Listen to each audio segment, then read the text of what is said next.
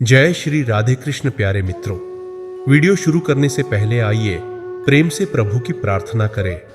हे कान्हा, जो भी भक्त यह मधुर वाणी सुन रहा है उन पर आपकी कृपा हमेशा बनी रहे, उनके जीवन के सारे दुख दूर हों और भक्ति का दीप उनके हृदय में सदैव जलता रहे। मित्रों, इस अद्भुत कथा को सुनने से पहले अपनी श्रद्धा और प्रेम प्रकट करते हुए कमेंट में जय श्री राधे कृष्ण जरूर लिखें। आपकी यह भक्ति हमारे इस सफर को और भी आनंदमय बना देगी। साथ ही अगर आप हमारे चैनल स्वच्छमानी शॉर्ट्स पर नए हैं तो अभी सब्सक्राइब करें और घंटे का बटन जरूर दबाएं ताकि हमारी हर नई भक्ति यात्रा आप तक पहुंचे।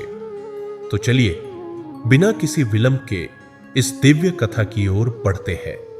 कि गिलास कृष्ण कहते हैं, जो बीत गया उसके लिए शोक मत करो और जो आने वाला है उसकी चिंता मत करो। केवल अपने वर्तमान कर्म पर ध्यान दो, क्योंकि चिंता करने से ना तो अतीत बदलेगा और ना ही भविष्य संवर जाएगा, बल्कि तुम्हारा मन और अधिक उलझ जाएगा। अब इसे एक गहरे और सरल तरीके से समझते हैं। मान लीजिए आपके हाथ में एक कांच का गिलास है और वह गलती से आपके हाथ से छूटकर गिर गया और टूट गया। अब आपके पास दो रास्ते हैं। पहला, आप बार बार ये सोचते रहे कि गिलास टूट गया, ये नहीं होना चाहिए था, अब मैं क्या करूं, और इस चिंता में पड़ जाए कि काश यह टूटता ही नहीं। दूसरा रास्ता यह है कि आप यह स्वीकार करें कि जो होना था वो हो चुका, अब सफाई करनी है और आगे से सावधानी रखनी है। अगर आप पहले रास्ते को चुनते हैं तो क्या होगा?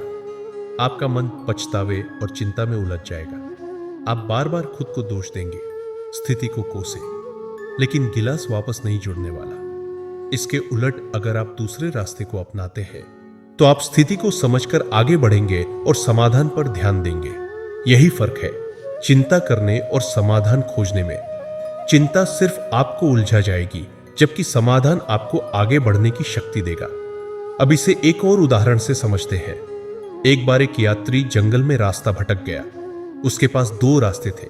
एक, वह चिंता में बैठकर यह सोचता रहे कि अब मैं यहां से कैसे निकलूंगा, अगर मैं भटक गया तो अगर कोई जंगली जानवर आ गया तो, और इस डर में फंसकर हिम्मत ही हार जाए। दूसरा रास्ता यह था कि वह शांत दिमाग से सोचे, अपना धैर्य बनाए रखे, आसपास के संकेतों को देखे और धीरे धीरे बाहर निकलने का कोई तरीका खोजे। अगर वह चिंता में ही डूबा रहेगा तो उसका मन और उलझता जाएगा। वह घबराहट में गलत फैसले लेने लगेगा और सही दिशा में सोच ही नहीं पाएगा। लेकिन अगर वह धैर्य रखेगा और सोच समझकर आगे बढ़ेगा तो उसे रास्ता जरूर मिलेगा। यही बात हमारे जीवन में लागू होती है। जब हम किसी समस्या का सामना करते हैं तो हमें दो रास्ते दिखाई देते हैं। पहला, चिंता में डूब जाना, और दूसरा, धैर्य रखकर हल ढूंढना। अगर हम पहले रास्ते को चुनते हैं तो समस्या हल नहीं होती, बल्कि हमारे विचार और उलझ जाते हैं। जैसे कोई मकड़ी का जाल, जिसमें जितना ज्यादा हाथ पैर मारोगे उतना ही उसमें फंसते चले जाओगे। लेकिन अगर हम शांत रहकर सही दिशा में सोचे तो हमें समाधान जरूर मिलेगा। श्री कृष्ण भगवद गीता में हमें यही सिखाते हैं, कर्म करो, फल की चिंता मत करो। इसका सीधा अर्थ यही है कि हमें अपने कर्म पर ध्यान देना चाहिए, लेकिन उसके परिणाम की चिंता में अपना मन नहीं उलझाना चाहिए। चिंता करने से ना तो समय वापस आता है और ना ही भविष्य बेहतर होता है। यह केवल हमारा वर्तमान बर्बाद करता है और हमें निष्क्रिय बना देता है। इसलिए जब भी कोई चिंता आपके मन में आए तो खुद से एक सवाल पूछिए, क्या मेरी चिंता करने से कुछ बदलेगा?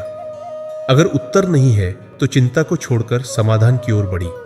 यही श्री कृष्ण का सच्चा उपदेश है। चिंता नहीं, समाधान खोजो। श्री कृष्ण कहते हैं, चिंता मनुष्य की सबसे बड़ी शत्रु है, जो मन और शरीर दोनों को नष्ट कर सकती है। जिस प्रकार धीमा जर शरीर को अंदर ही अंदर कमजोर कर देता है, वैसे ही चिंता धीरे धीरे मन और आत्मा को कमजोर बना देती है। जो व्यक्ति अपने मन को वश में नहीं रख सकता वह संसार में कभी भी सुखी नहीं रह सकता। अब इसे एक गहरे और सरल तरीके से समझते हैं।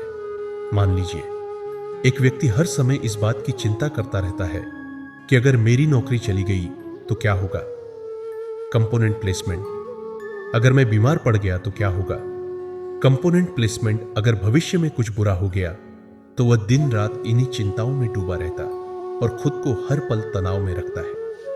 धीरे धीरे उसकी नींद खराब होने लगती है, उसका मन बेचैन रहने लगता है और उसका शरीर भी कमजोर होने लगता है।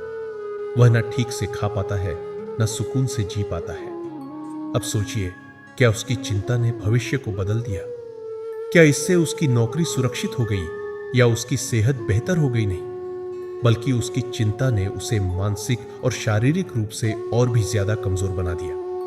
यह ठीक वैसा ही है जैसे कोई व्यक्ति अपने कंधों पर भारी बोझ लेकर खड़ा हो और यह सोच रहा हो कि अगर मैंने इसे नीचे रखा तो क्या होगा स्विंग कालक, लेकिन वह इसे रखता भी नहीं और धीरे धीरे उसकी पीठ और ज्यादा दर्द करने लगती है।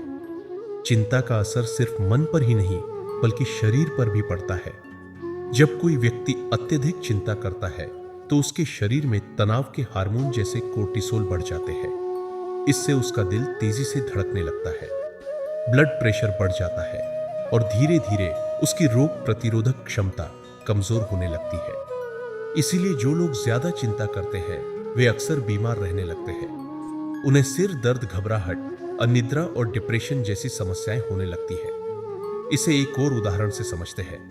मान लीजिए एक किसान है जो अपने खेत में बीज बोता है। वह रोज खेत में जाकर देखता है और सोचता है, अगर बारिश ना हुई तो अगर फसल खराब हो गई तो वह चिंता के कारण ठीक से सो नहीं पाता। उसकी सेहत गिरने लगती है और उसका मन हर समय बेचैन रहता है। अब सोचिए, क्या उसकी चिंता ने बारिश करवा दी?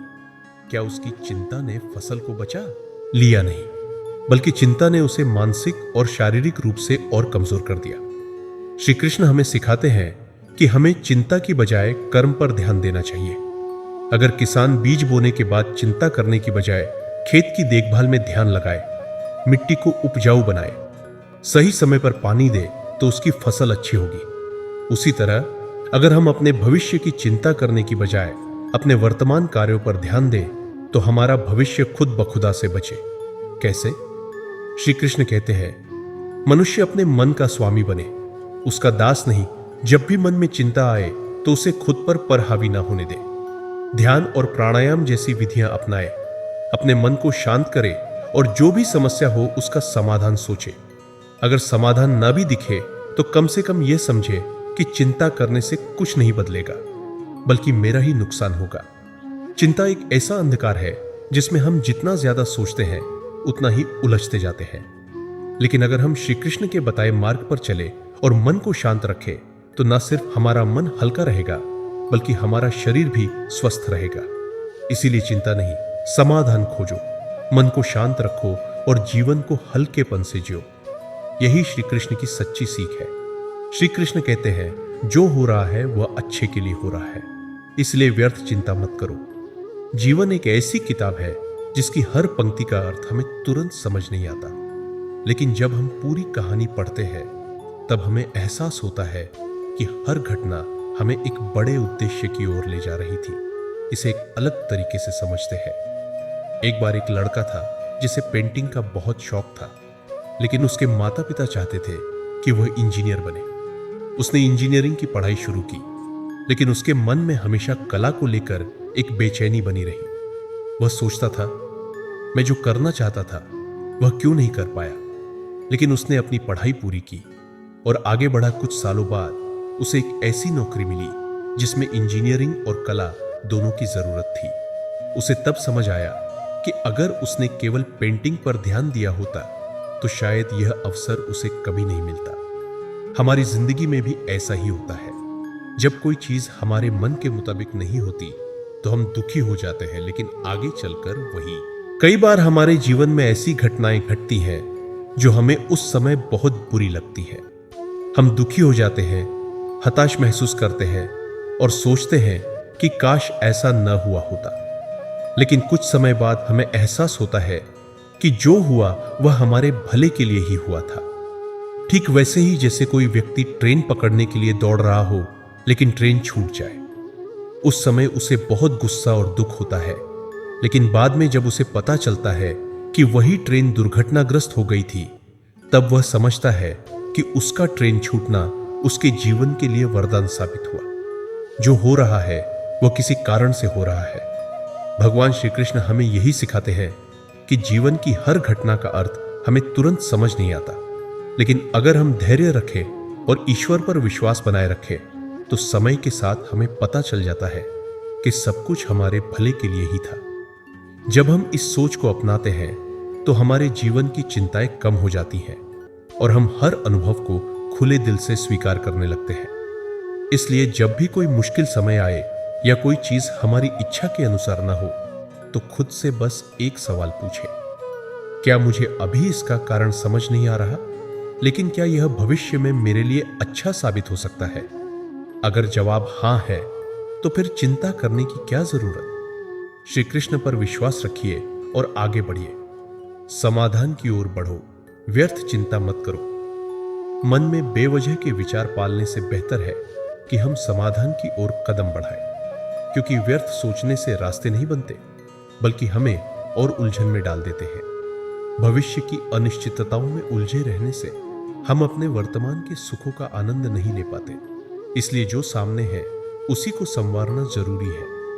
जीवन में परेशानियां आना स्वाभाविक है, लेकिन अगर हम उनके बारे में बार बार सोचते रहेंगे तो वे और बड़ी लगने लगेंगी। अगर मन को शांत रखेंगे तो हल अपने आप मिलने लगेगा। कठिन समय में नकारात्मक सोच से मन और भारी हो जाता है, लेकिन धैर्य रखने से हर अंधकार के बाद प्रकाश अवश्य आता है। जो हमारे हाथ में नहीं उस पर बार बार सोचने से फायदा नहीं। बहुत बार हम उन चीजों के बारे में सोचते रहते हैं जिन पर हमारा कोई नियंत्रण नहीं होता। यह सोचकर परेशान होते रहते हैं कि अगर ऐसा हुआ तो क्या होगा। लेकिन इस तरह की सोच हमारी आत्मशक्ति को कमजोर कर देती है। हमें उन चीजों पर ध्यान देना चाहिए जो हमारे हाथ में है और बाकी को ईश्वर पर छोड़ देना चाहिए। हर पल आशंकाओं में डूबे रहना ऐसा ही है जैसे बिना लड़े ही हार मान लेना, जबकि साहस के साथ आगे बढ़ना ही जीवन है। डर और असुरक्षा की भावना हमें वहीं रोक देती है जहां से रास्ता निकल सकता था। इसलिए खुद पर भरोसा रखिए, हल जरूर मिलेगा। अति सोचने से मन पर बोझ बढ़ता है। सोचने का काम बुद्धि का है, लेकिन जब यह आदत बन जाए तो मन को पीड़ा देने लगती है। सीमित सोच रखें, संतुलन बनाए रखें। अगर हम हर समय संभावित कष्टों को लेकर डरे रहेंगे तो हम कभी सही मायने में जीवन का आनंद नहीं ले पाएंगे। हर समस्या का हल सिर्फ सोचने से नहीं बल्कि सही कदम उठाने से मिलता है। सोचिए, अगर कोई नाव किनारे पर लंगर डालकर खड़ी रहे तो वह समुद्र पार नहीं कर सकती। वैसे ही अगर हम हर बात पर सिर्फ सोचते ही रहेंगे और कदम आगे नहीं बढ़ाएंगे तो सफलता नहीं मिलेगी। सरलता ही शांति की राह है। जिस प्रकार पानी में बार बार कंकड़ फेंकने से उसकी सतह अशांत हो जाती है, वैसे ही हर समय उलझनों में पड़े रहने से मन व्याकुल रहता है। खुशहाल जीवन जीने के लिए यह जरूरी है कि बेवजह की बातों को अपने सिर पर बोझ न बनने दिया जाए। जो व्यक्ति बार बार अतीत के बारे में सोचता है और भविष्य की अनिश्चितताओं से डरता है, वह अपने वर्तमान को ही खो देता है। यह ऐसा ही है जैसे कोई व्यक्ति हर समय रात की ही बात करता रहे और दिन के उजाले को महसूस ही न करे। जो सामने है उसे पूरी तरह जीना ही समझदारी है। अगर कोई बात आपको बार बार परेशान कर रही है तो सोचिए, क्या यह मेरे हाथ में है? अगर जवाब हां है तो हल निकालिए, और अगर नहीं है तो उसे छोड़ देना ही समझदारी है। कभी कभी हम छोटी छोटी बातों को इतना बड़ा बना लेते हैं कि वे हमारे पूरे जीवन को प्रभावित करने लगती हैं। लेकिन अगर किसी बात को 10 साल बाद याद करके हंस सकते हैं तो उसे लेकर आज दुखी क्यों होना? खुश रहने के लिए यह जरूरी नहीं कि जीवन में कोई कठिनाई ना आए, बल्कि यह जरूरी है कि हम हर कठिनाई को सहजता से लें।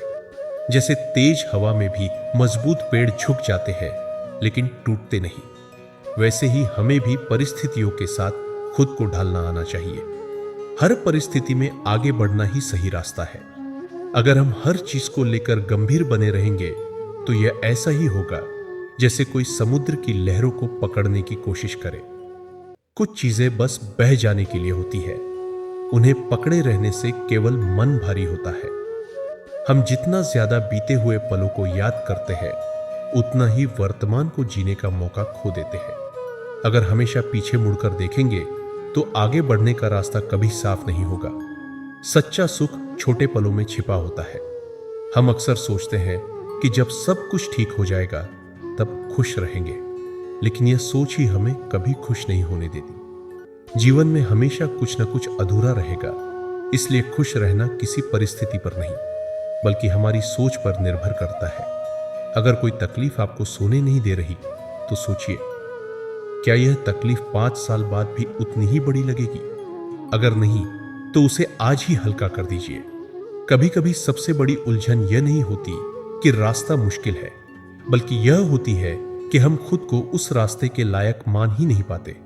खुद पर भरोसा रखिए, हर रास्ता आसान लगने लगेगा। जीवन का असली आनंद अब भी में है। हम अक्सर सोचते हैं कि जब सब सही हो जाएगा तब सुकून मिलेगा, लेकिन सच्चाई यह है कि सुकून किसी मंजिल में नहीं बल्कि उस मंजिल की ओर बढ़ने की कोशिशों में छिपा होता है। जो बीत गया उसे छोड़ देना, जो आने वाला है उसकी फिक्र कम करना और जो सामने है उसे पूरी तरह जीना ही जीवन का सबसे बड़ा सत्य है। जीवन को हल्के में लीजिए, सरल बनाइए और श्री कृष्ण के वचनों पर विश्वास रखिए। जो हो रहा है वह किसी न किसी कारण से हो रहा है और अंत में सब ठीक ही होगा।